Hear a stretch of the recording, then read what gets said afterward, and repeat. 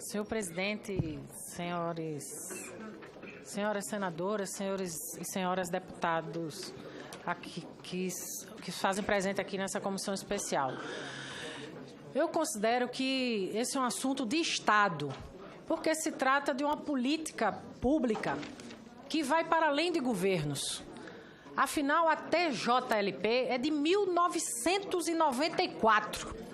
O que significa que ela não é uma política de governo do PT, de governo do PSDB, é uma política de Estado que vem desde o governo de Itamar Franco, que significa tratar um banco público que tem décadas do país, que faz parte dos pilares da formação do Estado brasileiro desde os tempos do segundo governo de Getúlio Vargas. Portanto, é um assunto estratégico que não se resolve assim apressadamente, sem um estudo maior do impacto disso na economia brasileira. E eu falo na economia real, aquela que se chama, que produz riquezas, aquela que é o setor produtivo, aquela que gera empregos num país que está em recessão há mais de 3 anos, num país que tem 14 milhões de desempregados.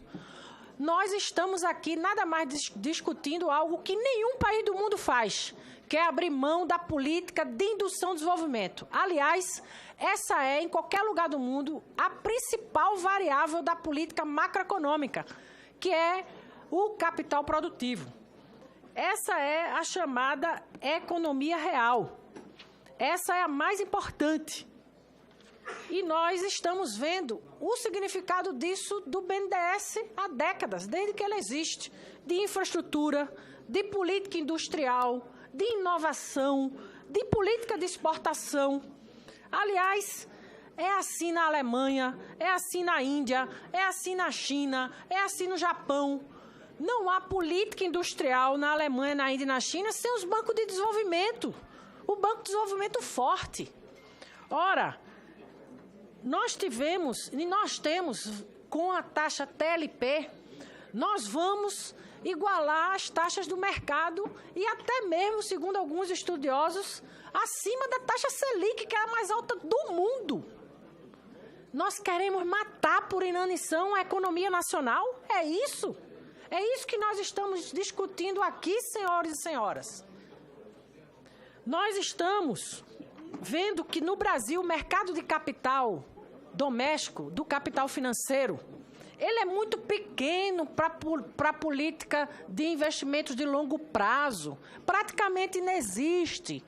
O capital financeiro no nosso país, ele é aquele que quer retorno rápido, que faz créditos de curtíssimo prazo.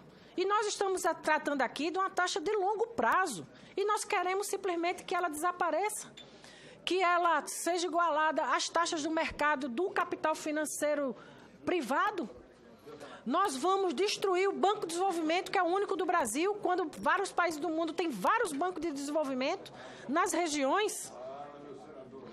Nós estamos aqui ameaçando, nada mais nada menos, a nossa indústria brasileira de máquinas e equipamentos, que é 100% nacional, que é brasileira.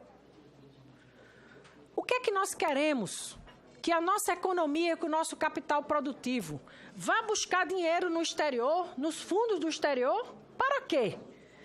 Para que o passivo das nossas empresas se dolarize, se torne empresas, acabe com a nossa economia nacional?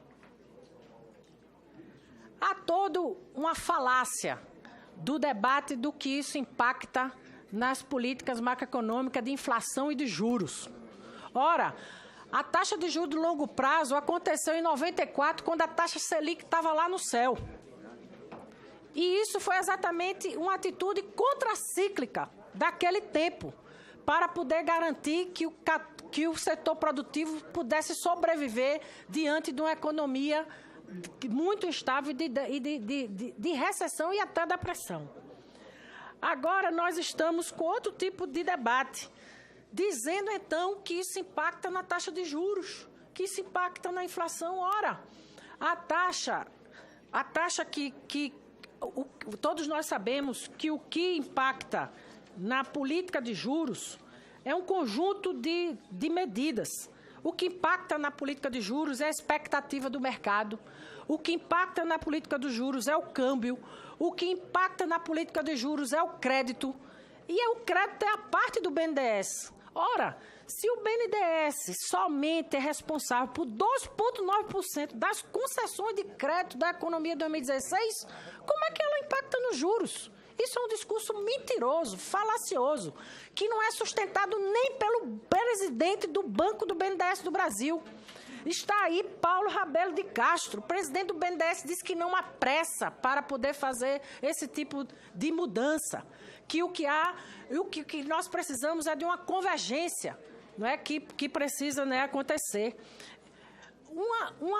Uma medida como essa, não é, que um dos formuladores dessa política, como eu vi aqui ontem, o senador José Serra, do PSDB, o presidente do BNDES do atual governo é contra essa medida.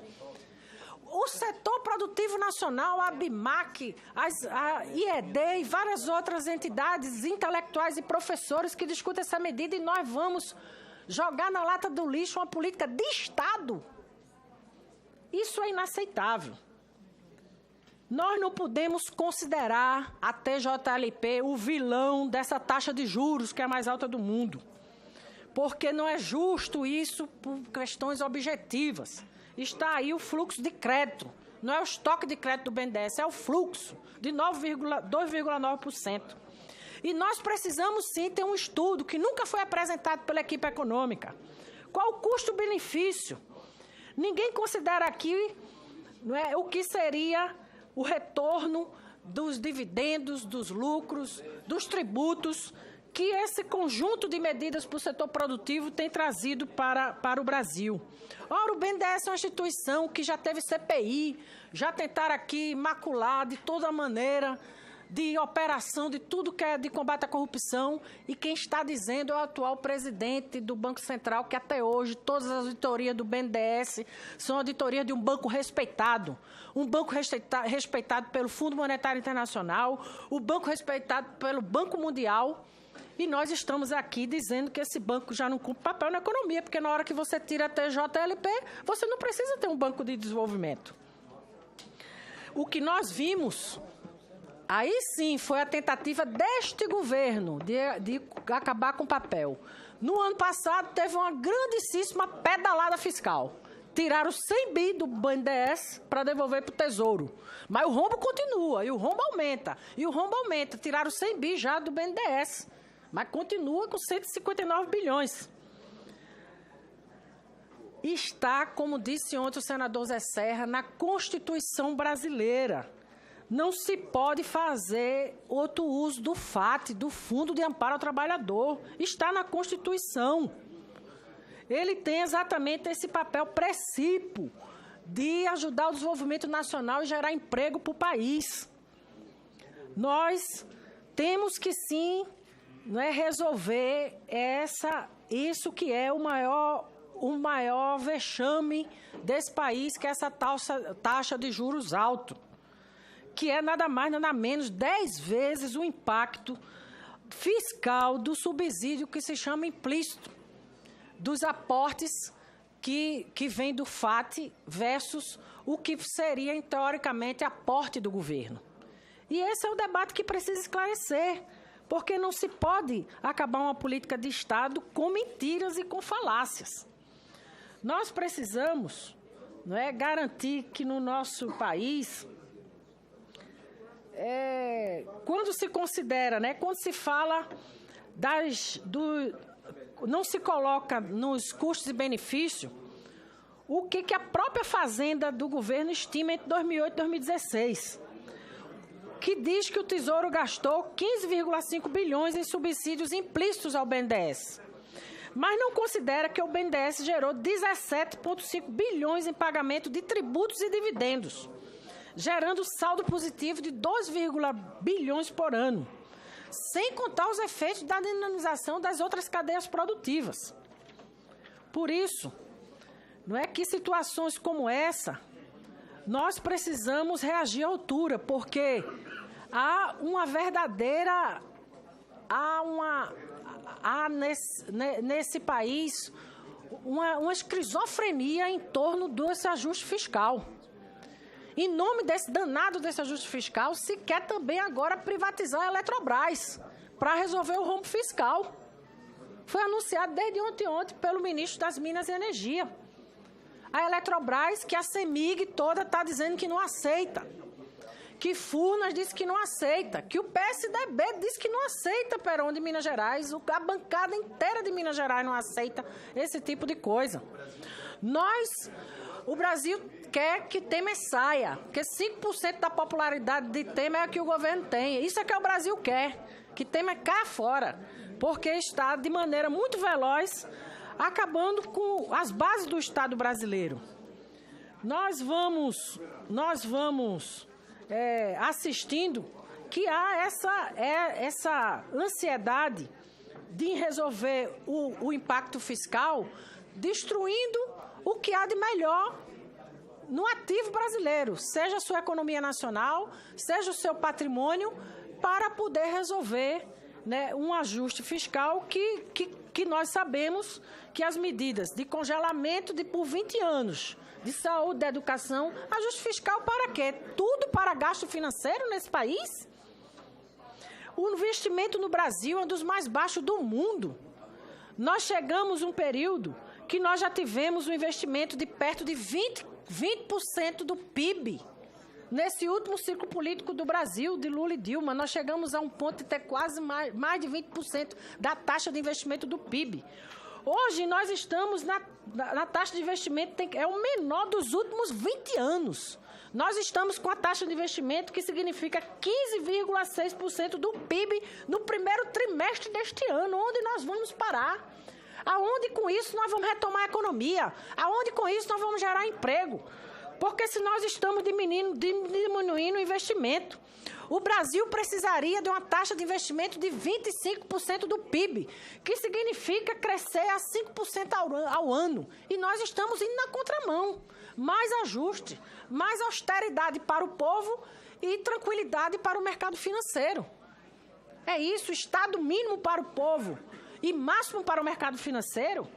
Nós não podemos, né, assistir isso calados, porque o BNDES não é responsável, não, pelo desequilíbrio do FAT, como muito se fala por aí. A DRU, que era de 20%, aumentou para 30%. A desoneração do PIS/PASEP, que passou de 5 bi em 2009 para 18,7 em 2017. A recessão econômica, que tem reduzido sistematicamente a arrecadação tributária. E agora quem paga o pato do desequilíbrio do FAT é a taxa de juros de longo prazo que existe nesse país há décadas. Ora, não há como sustentar um discurso, uma narrativa dessa natureza. É preciso que a gente preste atenção às observações e até mesmo de salvaguardar o que há na Constituição brasileira. Por isso que também essa medida é inconstitucional. Porque lá não há, através do FAT, do repasse, subsídios implícitos do FAT. Porque eles não podem ser utilizados de outra maneira, como está escrito na Constituição brasileira. Agora, sem dúvida, quando você tem esse ambiente de recessão, como já disse aqui, repetindo, não é a TJLP que causou desequilíbrio do FAT, e sim medidas econômicas que fizeram esse desequilíbrio, como o DU e a desoneração do PIS/PASEP. Aqui termino repetindo as palavras do presidente Paulo Rabelo Castro. Até junho, o desembolso do BNDES soma um pouco mais de 33 bilhões. No ano passado, foram 83 bilhões, o que significou um retrocesso para o nível de quase uma década atrás. Isso não é a oposição que está dizendo. Isso é um representante do governo que tem autoridade política e técnica, porque ele é nada mais nada menos o presidente atual do BNDES. Ele que está dizendo que significou um retrocesso. Se fechar as luzes, são palavras de Paulo, se fechar as luzes do BNDES, do BNB, do Desenvolve São Paulo, vamos para 6% dos investimentos em relação ao PIB. Sairemos dos minguados 15% de taxa de investimento para 6%. Hoje estamos abaixo de 15, disse Paulo Rabelo. Por isso, esses efeitos, não é, que poderão advir de uma medida como essa, é preciso que a gente vá para além da paixão aqui, dos embates de oposição e situação. Porque aqui não se trata disso, senhores e senhoras. Deputados, senadores e deputadas. Não se trata aqui de uma quebra de braço entre situação e oposição. Se trata aqui de uma política de Estado. Se trata aqui do interesse nacional. Se trata aqui de uma ameaça a acentuar ainda mais as condicionantes macroeconômicas e microeconômicas da conjuntura política que a gente está vivendo. Como pode um país em crise política profunda, com um governo que tem um pior índice de popularidade da história, mudar uma política de décadas, né? De 94, que perpassou vários governos. Então, reflitamos sobre isso. É preciso que a gente, nesse país, tenha algum tipo de política perene, que respeite os interesses nacionais. Não se pode fazer coisas sem estudo de maneira sodada, como se nós estivéssemos aqui resolvendo uma política pública, que pode se alterar a qualquer momento. Aqui se trata de uma política de Estado. O orçamento de 2016... só para se ter uma ideia, só nos Estados Unidos, o orçamento estabeleceu 2,4 bilhões para investimento em tecnologias e criar empregos. Isso tudo com políticas industriais de setores.